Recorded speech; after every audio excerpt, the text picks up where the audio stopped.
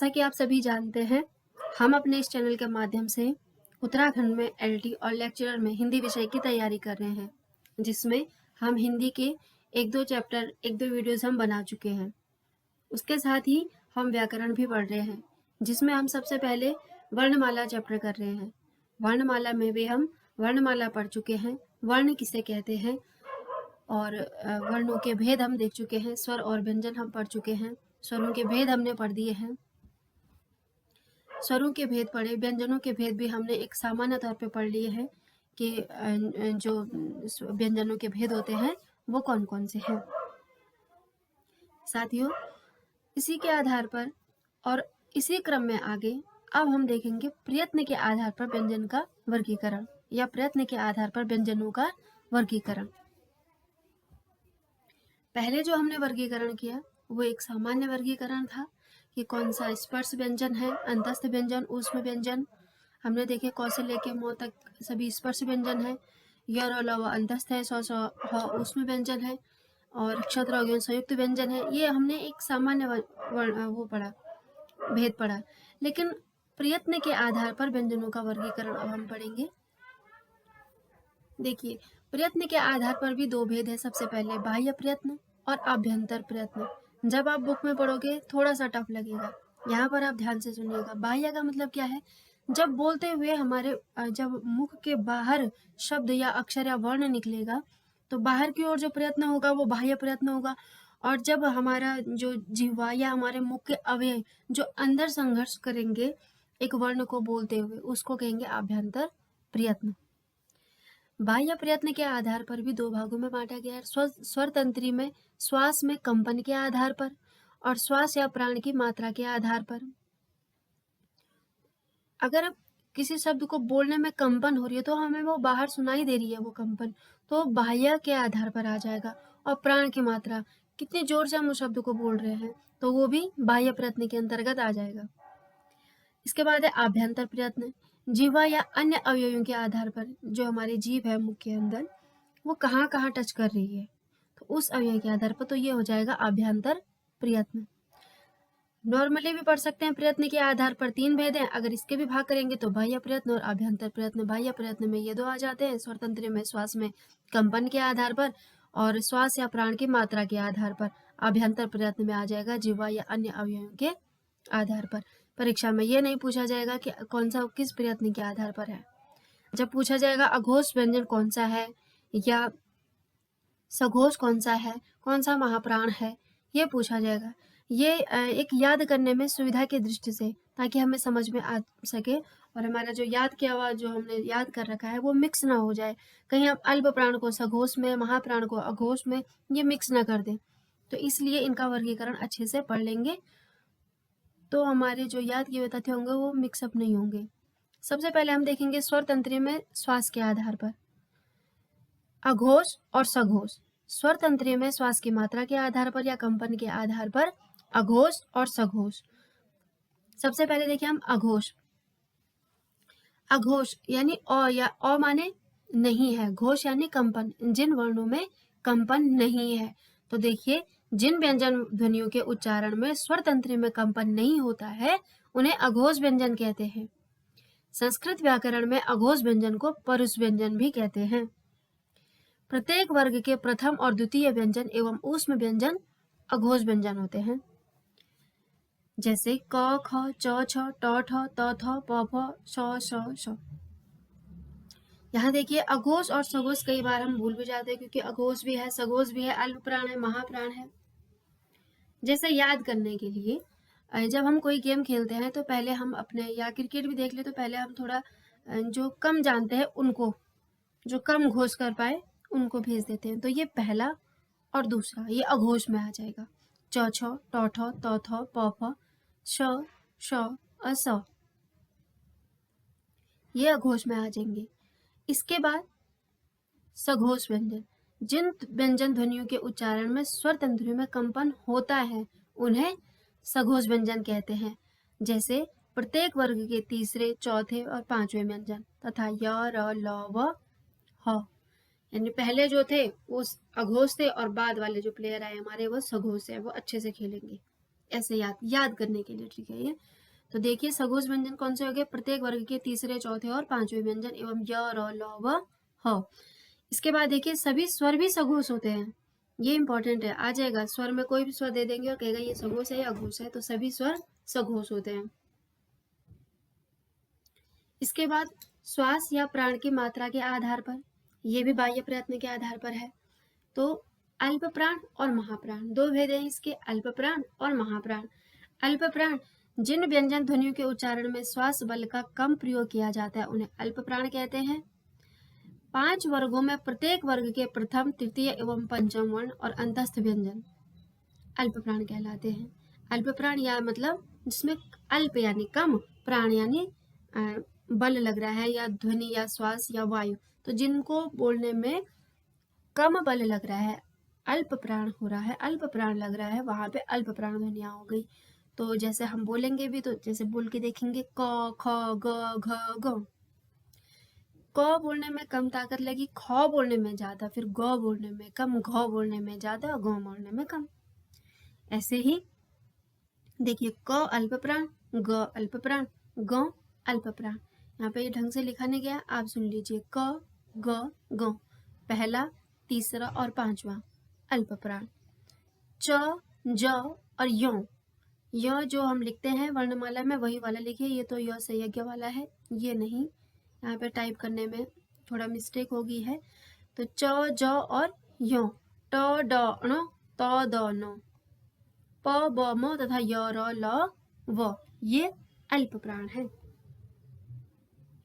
कामता प्रसाद गुरु के अनुसार सभी स्वर भी अल्प प्राण होते हैं। अभी हमने देखा था सभी स्वर सघोष होते हैं, और स्वर क्या अल्प प्राण में सभी स्वर क्या होते हैं, अल्प प्राण होते हैं, कामता प्रसाद गुरु के अनुसार।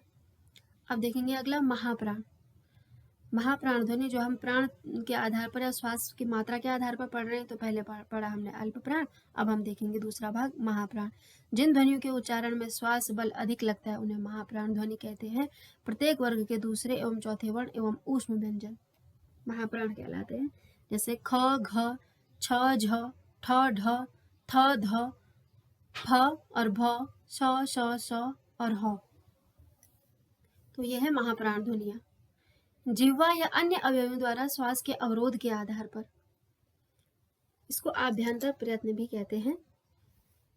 ये वाला भी वैसे तो सभी इंपॉर्टेंट है, देखिएगा इसको भी। वर्ण के मुख से बाहर आने से पहले मुख के भीतर तालु, मूर्धा, दांत, ओष्ठ आदि से जो यत्न किया जाता है उसे ही आभ्यंतर प्रयत्न कहते हैं। यह मुख के भीतर ही होता है, इसके बिना बाह्य यत्न निष्फल है। यहाँ देखिए इसमें सबसे पहला जो भाग है वो है स्पर्श व्यंजन। जिन व्यंजनों के उच्चारण में उच्चारण अवयव जीभ या होंठ दूसरे उच्चारण अवयवों को स्पर्श करते हुए मुख सहसा खुलता है उन्हें स्पर्श व्यंजन कहते हैं। देखिए जिन व्यंजनों के उच्चारण में,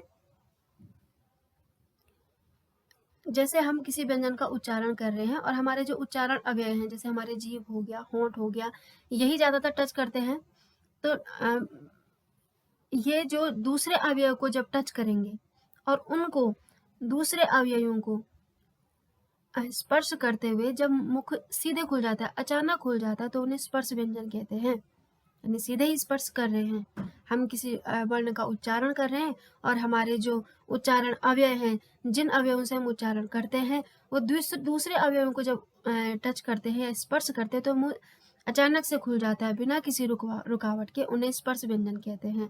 क, ख, ग, घ, ट, ठ, ड, ढ, त, थ, द, ध और प, फ, ब, भ, म। म नहीं आएगा, प, फ, ब, भ, ये क्या है, स्पर्श व्यंजन। इसके बाद है स्पर्श संघर्ष व्यंजन। इनके उच्चारण में उच्चारण अवयव सहसा खुलने के बजाय धीरे धीरे खुलते हैं, जैसे च, छ, ज, झ।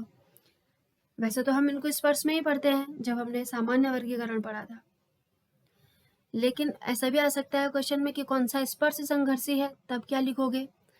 यहाँ देखिए जब हम क बोल रहे हैं तो सीधे ही क वर्ण मुख से बाहर आ रहा है, लेकिन जब च बोल रहे हैं तो सीधे ही नहीं, बोल के देखिएगा, बोलने में संघर्ष है। च, छ, ज, ज, तो इनको स्पर्श संघर्षी कहते हैं। उसके बाद तीसरा है ऊष्म संघर्षी, जिन व्यंजन ध्वनियों के उच्चारण में वायुमुख के अवयवों से रगड़ करते हुए निकलती है, श, श, श और ह। इन व्यंजनों के उच्चारण में जो वायु है वो रगड़ करते हुए वायु बाहर निकल रही है मुख से, स, श, श और ह, तो इन्हें कहेंगे ऊष्म संघर्षी। इसके बाद है पार्श्विक व्यंजन, इसके उच्चारण में श्वास वायु जिह्वा के दोनों पार्श्वों से निकलती है, बगल से निकलती है, ल, ल बोल के देखिएगा, पार्श्विक यानी पास से, पास यानी बगल से। तो जिन वर्णों के उच्चारण में श्वास वायु जिह्वा के दोनों पार्श्वों से निकलती है उसे पार्श्विक व्यंजन कहते हैं। एक ही पार्श्विक व्यंजन है ल। अगला है पांचवा लुंठित, इसके उच्चारण में जिह्वा वत्सर्य भाग की ओर उठती है, जैसे र, मतलब जो मसूड़े, जहाँ मसूड़ों को टच करते हुए जब हमारी जीभ मसूड़ों को टच करती है ना, तो उसको क्या कहते हैं, लुंठित व्यंजन। और इसे प्रकंपित व्यंजन भी कहते हैं या कांपता हुआ व्यंजन भी कहते हैं, र बोल के देखिएगा। और वत्सर्य ही कहते हैं मसूड़ों को हिंदी व्याकरण में। तो लुंठित व्यंजन अगर आ गया तो र, प्रकंपित भी आएगा तो र। इसके बाद है उत्क्षिप्त व्यंजन या ताड़नजात व्यंजन, जिन व्यंजन ध्वनियों के उच्चारण में जिह्वा की जो नोक है वो कठोर तालु के साथ झटके से टकराकर नीचे आती है, उन्हें उत्क्षिप्त व्यंजन कहते हैं। यहाँ पर लिखा ढ़ और ढ़, ढ़ और ढ़ लिख देते हैं।